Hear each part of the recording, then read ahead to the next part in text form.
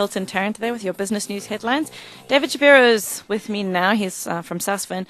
David, today was a big day for job appointments. We have Sizwe Lasana moving up as CEO of FirstRand, and we have a new deputy governor at the Reserve Bank. That's Daniel Minela.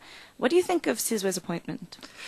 It's interesting because he's only been there for 3 years. I think obviously for Paul, they normally appoint from within. If you know the last three CEOs, they were all the inner set. So this is the first person who's really come from the outside. But he came with a good name, and I think that it'll probably be well received. It's interesting. I mean, it's sort of the end of an era, right? Because the three musketeers are now all in non-executive roles. Well, listen, I think they know they're not exactly starving. I think they could afford 3 meals a day.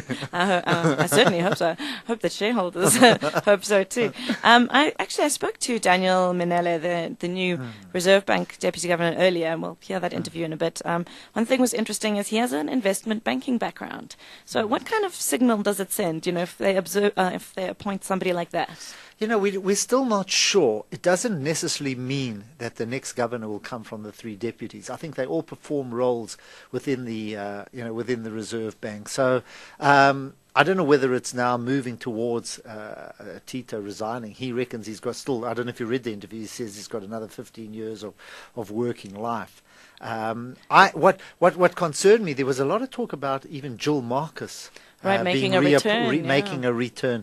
I think it's another important appointment because I think, together with Finance Minister, foreigners will respond or react to whoever is in that role. Yeah. So I think we're going to have to assess the deputy governors and look who the next appointment is going to be. Yeah, it's definitely a closely watched one. The markets today up a little in the green? It was up, down, up. Yeah, it was. And I'm pleased that it was up because in these dull days where there's no news, I'd rather that more buyers come in than sellers because people can get a bit bored. And, when there's no news, they tend to take profits, drift to the sideline. So very pleasantly surprised that it ended up. It was still driven mainly by resources, gold and platinum shares picking up on the back of better prices. The dollar came under a bit of pressure. But I think overall, still more ups and downs. Yeah, cheery after a bit of a downer earlier. Yes. I hear you are going to be touring the countryside, doing seminars with Alec. It's always fun. Yeah, you're going to. That's in the second week of July that you're going to be doing them, and you're just going to be talking to people about their investment decisions. If any of the listeners are interested, they can go to moneyweb.co.za for more information. It's a good time now. I think that markets are turning around. They're starting to look better, and it's a time to start planning. I'm not a cash holder. I don't believe you should hold cash. So where do you go? And I think that's what we'll be giving ideas on. Trying to talk about, and then another seminar that we've got up, but this time you're not involved. This one is Barry Sargent is going to be involved.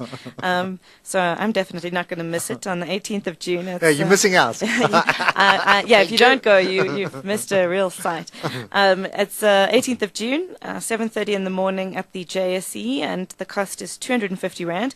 And basically it's looking at is gold a safe investment. You can book online or contact Barbara Mazaris on 082-881-0783 or email her at barbara@moneyweb.co.za. And your take on gold? We had another sort of medium day in the metal. It's looking better. I'm not a great gold bull. I've been hurt too many times over the last few years, but I can't ignore the headlines, and more people are starting to look at gold. And I think what's also interesting, and this is the big point, is the gold mines are starting to look better.